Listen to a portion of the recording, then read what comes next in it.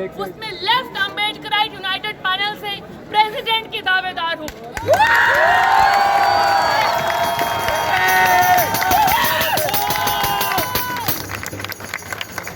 सबसे पहले अपना स्पीच शुरू करने से पहले मैं आप सबको बताना चाहूंगी कि कुछ ही घंटे पहले हमें ये खबर मिली कि कश्मीर के पहलगाम में एक टेररिस्ट अटैक हुआ। तो साथियों, हम यहाँ पे सब एक साथ मिलकर, मैं यहाँ पे खड़ी हूँ, हम कंडोलेंसेस देते हैं उन सभी टूरिस्ट को जो वहाँ पर थे, जो मर गए, जो इंजर्ड हैं, और जिस तरह से उनकी फैमिलीज इस तरह से सदमे में है। मैं चाहती हूँ कि हम सब मिलकर इस जो हमारी केंद्र की सरकार है उससे सवाल उठाएं कि साल भर साल कश्मीर का मुद्दा वही का वही क्यों है।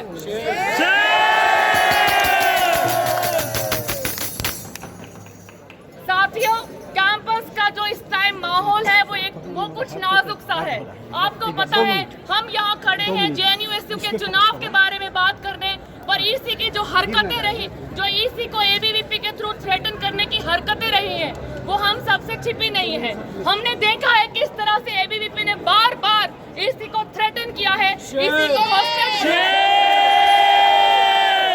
लेकिन साथियों, ये जेएनयू की स्टूडेंट कम्युनिटी है जो एक साथ खड़ी रही है, जिसने ईसी को ये इंश्योर करवाया है कि हम उसके साथ खड़े हैं, और जिसने ये भी इंश्योर करवाया है कि जेएनयू के चुनाव अभी भी उसी तरह हैं जिस तरह वो पहले थे। आपके इस हौसले के लिए, मेरे और आपके इस हौसले के लिए मैं आप सबको अपना क्रांतिकारी इस्तकबाल पेश करती हूँ। साथियों, एबीवीपी की तो हम क्या ही बात करें, इन लोगों के तमाम एक्शन हमें पता है। हम इस बात से भूले नहीं हैं कि ये वही लोग हैं जो जब 9 साल की आसिफा को जम्मू कश्मीर में रेप और मर्डर हो जाता है तो ये कल्प्रिट्स के साथ कंधे से कंधा मिला के चलते हैं। ये वही लोग हैं जो नजीब को इस कैंपस से फोर्सफुली डिसअपियर करते हैं। ये वही लोग हैं जिनका हाथरस के गैंग रेप में होता है। और ये वही कातिल है जो रोहित के इंस्टीट्यूशनल मर्डर के लिए जिम्मेदार है। साथियों, आज मैं आप सबके सामने और हम सब उस 9 साल की बच्ची के लिए, उस रोहित के लिए, उस नजीब के लिए हम सब एकजुट खड़े हैं और एबीवीपी को ये जवाब देंगे, बीजेपी आरएसएस को ये बताएंगे कि हम उनके लिए ये लड़ाई जितनी लंबी चले हम ये लड़ाई लड़ेंगे।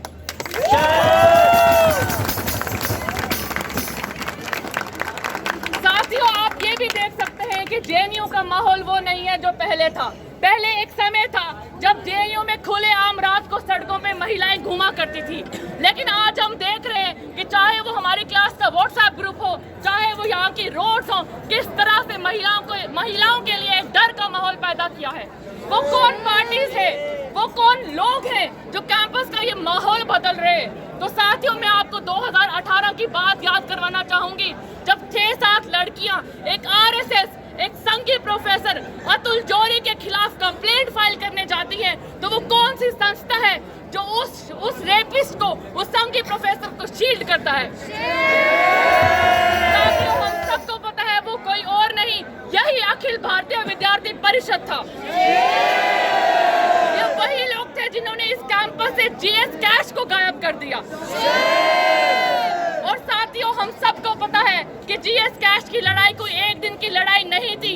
वो आप जैसे स्टूडेंट्स ने, मेरे जैसे स्टूडेंट्स ने इस कैंपस में दिन रात खून पसीना एक करके, संघर्ष करके एडमिन को मजबूर किया था कि वो जीएस कैश को लागू कर दे। जीएस कैश एक एग्जाम्पल है कि स्टूडेंट विक्ट्री क्या होती है, कि जेएनयू-एसयू की लेगेसी क्या है इस कैंपस में। और जब मैं लेगेसी की बात करती हूँ तो जेएनयू-एसयू की लेगेसी में जेएनयू-एसयू का कॉन्स्टिट्यूशन आता है, डेप्रिवेशन पॉइंट्स आते हैं, एंटी फी हाइक प्रोटेस्ट आता है 2019 का। और जेएनयू के आप जिस भी पेपर पर चले जाइए आपको दिखेगा कि कैसे जेएनयू-एसयू सोशल जस्टिस के लिए हमेशा लड़ा है। साथियों, साल दर साल हम देखते हैं कि जेएनयू को कहने को नंबर 1 यूनिवर्सिटी का खिताब मिलता है, और वो कौन है? वो यही वीसी मैडम है जो अपने शाही महल से बाहर निकलकर परेशान और शोकत से नंबर 1 वीसी का खिताब लेने जाती है। लेकिन साथियों, हम देखते हैं कि उस नंबर 1 यूनिवर्सिटी में आप और मुझ जैसे बच्चे टूटे हुए हॉस्टल्स में और ऐसी लाइब्रेरीज में जाते हैं जहां ना पढ़ने को किताबें हैं और ना रिसर्च मैगजीन। और जब हम इसी वीसी से अपने हक मांगने जाते हैं तो ये वीसी मैडम बोलती हैं कि फंड्स नहीं है। अगर फंड्स नहीं है तो वो कौन था जो हेफा से लोन्स मांग के लाया? वो कौन था जिसने जेएनयू को ग्रांट कम किया? साथियों, ये लोगों ने ये इसलिए किया ताकि इनके जो आका हैं, इनके जो वो लोग हैं जिन्होंने इनको अपॉइंट किया, वो कहीं नाराज ना हो जाए। साथियों, हम ये भी देख रहे हैं कि स्कॉलरशिप्स का कितना बड़ा मुद्दा है इस कैंपस पे। इन्होंने सिंगल गर्ल चाइल्ड स्कॉलरशिप, इन्होंने मानव को किस तरह से अबॉलिश किया। हमारी वीसी मैडम की साल दर साल जो सैलरी है उसमें 0 ऐड होते हैं और हमारा एमसीएम अभी तक वही का वही है।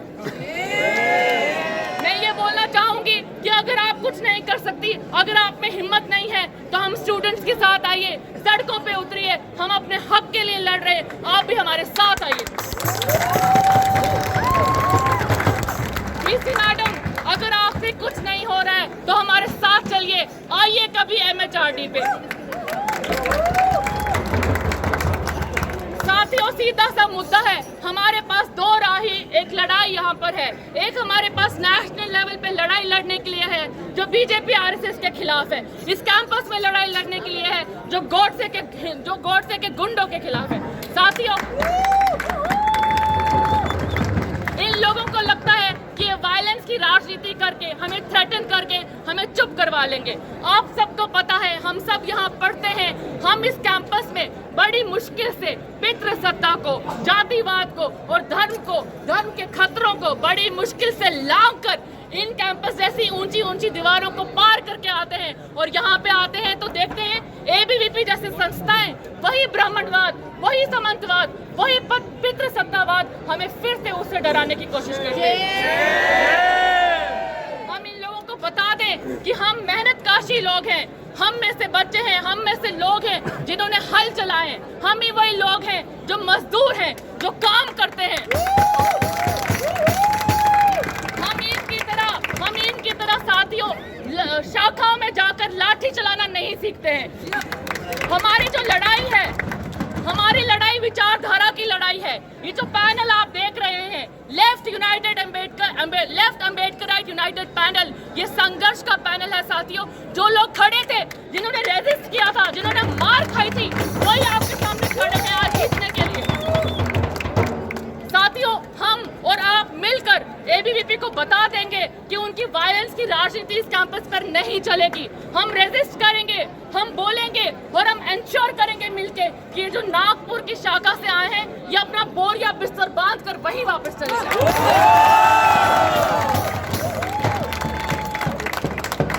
साथियों, कितनी बाजू, कितनी जान, कितनी बाजू, कितने सर, गिन ले दुश्मन ध्यान से, हम जीतेंगे हर बाजी अगर लड़ेंगे जी जान से।